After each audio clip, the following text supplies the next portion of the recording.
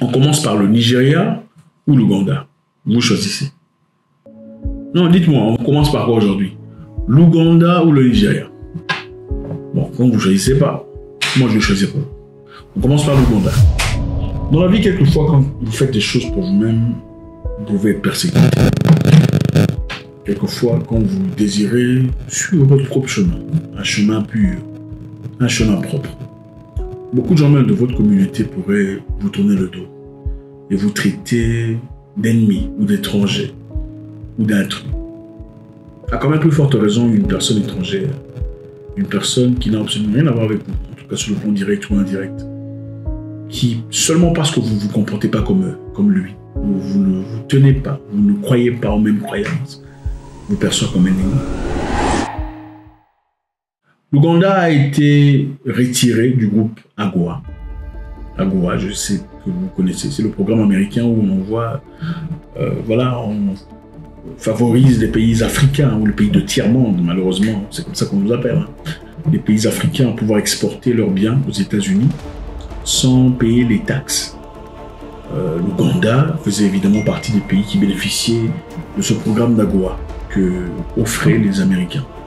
Maintenant, on vient de retirer officiellement l'Ouganda parce que l'Ouganda ne se comporte pas comme les Américains veulent qu'il se comporte. Donc, si vous ne vous comportez pas comme on veut que vous vous comportiez, on vous chasse. Vous n'aurez plus ces avantages, vous ne bénéficierez plus du programme d'AGOA.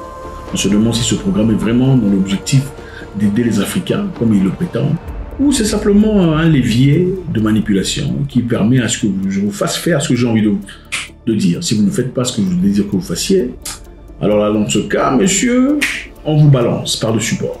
L'Ouganda n'est plus bénéficiaire de l'African Growth Economy, AGOA, après que les États-Unis l'ont radié en fin décembre.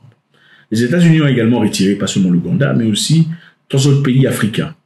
La République centrafricaine, le Gabon et le Niger, à compter du 1er janvier. Le décret du président américain Joe Biden du 29 décembre mettra effectivement fin à la capacité d'exporter certains produits vers les États-Unis sans taxes supplémentaires. Donc AGOA apparemment permettait aux pays africains de pouvoir bénéficier en exportant, c'est-à-dire élargir leur marché de vente. Vous produisez des choses bien, vous envoyez aux Amériques, aux États-Unis, on vend, vous bénéficiez avec un grand intérêt. Et voilà, il y a certains pays qui vraiment s'en servent, certains pays qui gagnent beaucoup d'argent à travers le programme d'AGOA, y compris l'Afrique du Sud, qui exportent même les voitures, le BMW, Mercedes. Ouais, ils ont signé un contrat, ils ont le droit d'exporter, voilà. Et aussi leur programme alimentaire de l'agriculture. L'Afrique du Sud produit beaucoup de fruits, beaucoup de pommes dans le monde viennent de l'Afrique du Sud.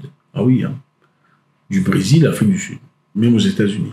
Ils se font beaucoup d'argent à travers ça. On dit que cela pourrait avoir un sérieux impact sur l'économie ougandaise qui a largement bénéficié du programme depuis sa création en 2000. Quelles seraient les raisons pour lesquelles on aurait chassé l'Ouganda, d'après vous? Qu'est-ce que vous en pensez? Parce qu'on ne se réveille pas du jour au lendemain. On dit, bon, écoutez, toi, tu ne peux plus venir ici, au revoir. N'est-ce pas? Toi là, désormais, toi et moi, on s'entend plus. C'est généralement parce qu'il y a eu quelque chose. D'après vous, c'était quoi? Ok, on dit qu'il y a une violation des droits de l'homme. La décision a été prise après que l'Ouganda ait adopté l'année dernière sa loi controversée contre les hommes qui, voilà, les papa. Une loi qui pourrait imposer la prison à vie, voire la peine pour les intimes entre papa. Donc c'est ça. Les Ougandais, les amis, ont fait un choix l'année dernière d'officialiser leur loi. C'est une loi qui existait déjà sans vraiment être sur papier, parce que bon, l'Ouganda, c'est un pays africain nimbé de chrétiens et de musulmans qui généralement ne sont pas d'accord avec ces pratiques, n'est-ce pas? Donc, ils ont simplement, d'après eux, mis l'encre autour de cette loi qui existait déjà. C'est-à-dire, vous pouvez faire vos histoires en cachette, derrière 4 murs, sans nécessairement vous exposer. Personne ne viendra frapper à votre porte. Mais ne venez pas en public commencer à exposer, faire preuve d'affection entre papa, ce n'est pas acceptable d'après eux. La loi a été signée au Parlement ougandais, la loi a été modelée, la loi a été acceptée. Bon, les Américains, les autres s'attendaient à ce que le président lui-même dise non, on ne va pas accepter cette loi. Mais le président ne l'a pas fait, il s'est retiré. Il a dit on a un Parlement et ses membres pour ça. Ce n'est pas à moi de faire tout ça. On lui a mis la pression. On a d'abord commencé par retirer les visas des officiels ougandais. Donc, on a dit les Ougandais ne peuvent pas aller en Amérique. C'est quand même bizarre. Hein. Tu ne fais pas ce que je dis, tu ne peux pas venir chez moi. Ah, ne viens plus chez moi. Il ne faut pas venir, quitte chez moi. C'est un peu comme les enfants font. Quand un enfant le dérange, il dit ah, va, il ne faut pas venir chez nous. Je ne sais pas. Écoutez, après tout, l'Ouganda est un pays très beau pour ceux qui ont déjà été. C'est un pays tropical, il y a la forêt, il y a les fleuves, il y a le lac, il y a du poisson, il y a des animaux, il y a tout ce que vous désirez. Je ne vois pas comment une personne ougandaise, en tout cas bien dans ses bottes, qui se fait de l'argent, voudrait quitter l'Ouganda pour aller vivre aux États-Unis ou pour aller, simplement pour aller visiter un peu, pour rentrer. Sinon, donc on a refusé l'accès au visa à beaucoup d'Ougandais. C'était la première sanction. Numéro 2, ils ont demandé à la Banque centrale, Banque mondiale, de ne plus donner de prêts à l'Ouganda. Vous savez exactement comment ça fonctionne avec la Banque mondiale.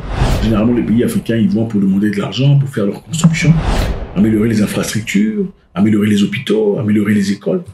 Je ne sais pas, construire peut-être une voie ferrée d'une ville à une autre. On demande de l'argent à la Banque mondiale, qu'on rembourse plus tard avec beaucoup d'intérêt, évidemment. Bon, on se demande aussi, on se pose la question de savoir qui donne le droit à la Banque mondiale d'imprimer de l'argent pendant que les gouvernements ne peuvent pas imprimer leur propre argent. Je ne sais pas. Il faut revoir toutes ces lois. Qui dit que c'est la Banque mondiale qui doit donner de l'argent? Pourquoi les pays ne peuvent pas imprimer leur propre argent et faire de l'argent? Bon, là on entre en économie. Bref, la Banque mondiale a refusé. Désormais, on ne donne plus l'argent en Ouganda. Le président a dit, écoutez, on n'a pas besoin de votre aide. Il est donc regrettable que la Banque mondiale et d'autres acteurs osent vouloir nous contraindre à abandonner notre foi, notre culture, nos principes et notre souveraineté en utilisant de l'argent. Ils sous-estiment vraiment tous les Africains. Une chose est sûre sur ce président ougandais, on peut dire ce qu'on a envie de dire, c'est une personne qui a beaucoup de fierté, beaucoup de dignité. Il n'a pas peur. Il ne se courbera jamais devant la pression. C'est un militaire, un vrai. Ensuite, c'était le problème de VIH. Nous savons que les États-Unis donnaient de l'argent aux gens atteints du VIH en Ouganda.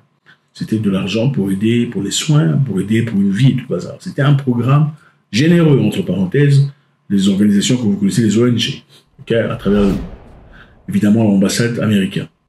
Mais après que l'Ougandais ait voté cette loi, ils ont dit non, les 300 millions de dollars qu'on vous donne chaque année pour ces gens atteints de VIH, on ne le donnera plus. On ne le donnera plus. Bon, la question reste la même, comme d'habitude. Si les 300 millions de dollars donnés aux Ougandais atteints de VIH étaient vraiment pour eux, parce qu'on les aime, parce qu'on veut leur bien, la question se pose, pourquoi on arrête de donner de l'argent? Puisque ces gens atteints de VIH ne choisissent pas leur loi. Ce n'est pas eux qui votent les lois. Pourquoi ils en subissent les conséquences? Est-ce que vous punirez une autre personne pour le péché d'une autre personne? Ça n'a aucun sens logique, n'est-ce pas? À moins que cet argent ait servi normalement pour levier de manipulation. Donc vous faites ce qu'on vous demande de faire, on vous donne de l'argent. Vous ne faites pas ce qu'on vous demande de faire, dans ce cas, dites au revoir à l'argent. Est-ce ça démocratique? Ensuite, maintenant, le programme d'AGOA. C'est le programme qui permettait aux Ougandais de pouvoir exporter leurs produits aux États-Unis à un taxe presque inexistant. Maintenant, ils ont été chassés du programme. Donc c'est ça. C'est une continuité, succession de pression, de formes de pression. Finalement, dans l'objectif, évidemment, de coincer le président ougandais, de l'asphyxier, au point où il sera obligé de faire ce qu'eux veulent qu'il fasse. La question se pose ici, est-ce que nous sommes tous obligés de vivre la même? Je ne sais pas, dites-moi. Est-ce qu'aux Amériques, en Afrique, aux Indes, partout, tout le monde doit vivre de la même manière? On doit croire aux mêmes histoires, on va avoir les mêmes croyances et tout bazar? Je ne sais pas. Est-ce que les croyances africaines peuvent être imposées ou au moins acceptées en Europe et aux États-Unis? Je ne sais pas. Beaucoup d'Africains veulent être polygames, par exemple. Veulent avoir 2 femmes, 3 femmes, 4 femmes, pour ceux qui peuvent, qui ont les moyens financiers. Mais est-ce que l'Amérique est prête à ouvrir ses frontières et ses barrières, ses pensées, ses barricades pour accorder cette chance aux Africains qui désirent avoir plusieurs femmes? Et ces femmes qui veulent avoir d'autres rivales. C'est une question intéressante. Hein? C'est facile de dire non, vous ne respectez pas la démocratie parce que c'est vous qui établissez les lois de la démocratie. Est-ce que les gens ont le droit de choisir leur propre destinée? Point d'interrogation. Nous savons que la GOA offrait aux pays africains subsahariens éligibles un accès à une franchise de droits aux États-Unis pour plus de 1800 produits. Donc 1800 produits africains entrés aux États-Unis sans taxe à travers ce programme d'AGOA. Il devrait expirer en décembre 2005, bien que les États-Unis aient signalé leur intention de le prolonger. C'est-à-dire, le programme d'AGOA, ce n'est même pas un programme permanent. C'est un programme qu'on donne aux pays africains, un peu genre, prends. Jusqu'à ce que tu te comportes mal. Si tu te comportes mal, on te chasse du programme. Donc, comporte-toi bien. Si tu te comportes mal, la prochaine occasion, on te chasse du programme. Le président ougandais, certainement, ne couvrira pas les Chines. C'est un homme très fort, c'est un militaire, il n'a pas peur, il s'en fout éperdument. D'ailleurs, la dernière fois, quand on lui a mis la pression, qu'est-ce qu'il a fait? En titre de défiance, il est parti en Russie, où il n'était même pas invité. Ouais, le président n'a pas été invité, mais il a pris l'avion et est parti en Russie pour faire bonjour. C'était à l'époque même où la Russie et l'Ukraine étaient en feu, où les États-Unis n'aimaient pas du tout la Russie. Donc c'était en défiance qu'il a fait. Est-ce que vous pensez qu'il va maintenant faire ce que vous demandez de faire parce que vous lui mettez la pression? Je doute très fort, surtout pas à cet âge-ci. Bon, au Nigeria, qu'est-ce qui se passe au Nigeria? Le Nigeria a remarqué qu'il y a beaucoup de gens qui viennent au Nigeria avec des faux documents. Des faux documents d'université. Ouais. Et ils ont décidé d'abolir les documents venant des pays spécifiques africains. Donc le Nigeria a annoncé qu'il étendrait sa suspension des accréditations et de l'évaluation des diplômes du Kenya, de la République du Niger et de l'Ouganda. Parce qu'ils ont remarqué que beaucoup de personnes viennent avec ces documents qui sont faux, malheureusement. S'exprimant lors d'une interview sur le Channel Télévision, le ministre nigérian de l'Éducation, Tahir Mamman, a déclaré que les agents de sécurité s'en prendraient à ceux qui détenaient des faux certificats de pays étrangers et qui les utilisaient déjà pour obtenir de l'emploi au Nigeria. Nous n'allons pas nous arrêter au Bénin ou au Togo.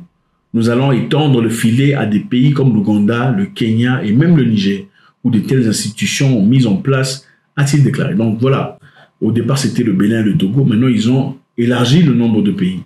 Cela se produit 24 heures après qu'ils ont suspendu les diplômes des universités de la République du Bénin et du Togo, après qu'un rapport ait détaillé comment un diplôme avait été obtenu en 2 mois dans une université de la République du Bénin. Un diplôme d'université en 2 mois. Waouh! Il dit « Je n'ai aucune sympathie pour les gens qui fréquentent les institutions. Au lieu de cela, ils font partie de la chaîne criminelle qui devrait être arrêtée, a-t-il ajouté. » Bon, il y a beaucoup d'internautes qui réagissent par rapport à ça. On se dit, le Nigeria est le dernier pays qui devrait réclamer des choses relatives à l'honnêteté, à l'authenticité des documents. Parce que d'après ces internautes, les Nigérians sont les champions du monde des faux et d'usage de faux. Donc ils ne vont pas se plaindre en disant, voilà, il y a des gens qui s'emmènent du Kenya ou du Bénin avec des documents qui sont faux. Et il est évident, je dois dire que la réputation des Nigérians dans des pays étrangers africains n'est pas nécessairement positive. Autant nous savons que ce sont des gens très solidaires entre eux. Ils se soutiennent. Écoutez, vous ne pouvez jamais attaquer un Nigérian. Parmi d'autres Nigérians, vous allez tous les tuer. C'est clair. Contrairement à beaucoup de pays africains francophones, ils sont complètement différents. Ils ne se laissent pas, ils ne s'abandonnent pas. Si l'un a quelque chose, il va soutenir les autres pour avancer. Ça, c'est très inspirant de leur part. Mais en termes de criminalité, il est connu, il est reconnu que leur impact n'est pas simple. C'est difficile à éviter. Et je pense qu'il faudrait bien que le Nigeria trouve un moyen à travers lequel, voilà, renverser cette vapeur. Et aussi, il est vrai que tous les Nigérians ne sont pas des criminels. Mais si vous partez dans certains pays, au Kenya par exemple, il y a une vidéo ici où les Kenyans ne veulent pas d'eux. Even in Nairobi here, when you go to Kilimani here, we always see Nigerians opening, wanafungua bunduki, wanataka kupigana na the Kenyans. Those kind of things we have to make sure that they stop. If you go to Donholm, they are doing very crazy things with our ladies, and those are the things that in fact, even this week on Sunday, the police arrested 3 people. Some of them were Nigerians with fake money. Les Kenyans disent on ne veut plus d'eux. Ils sont venus au Kenya, et un Nigérian au Kenya se permet de tirer son histoire pour tuer un Kenyan. Dans le pays des gens. Bon, on doit dire qu'ils ont aussi un complexe de supériorité, ça c'est clair. Le Nigérian, généralement, se trouve supérieur à d'autres Africains, il faut le dire. Bon, autant, tu peux te penser autant supérieur que tu veux, hein, ça ça dépend que de toi. Seulement, est-ce qu'il est important de le dire, ou de le montrer, de s'imposer? Je ne sais pas, surtout chez autrui. Nous savons que les Nigérians ont été interdits en Arabie Saoudite. Nous savons que les Nigérians ont été interdits à Dubaï pendant très longtemps. Pourquoi? Parce que les actions, évidemment, manifestement, sont pas toujours positives.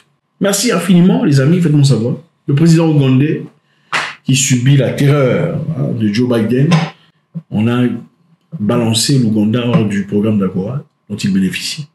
Finalement, est-ce que vous pensez que le président va accepter les papas ou bien il va le défier encore une fois?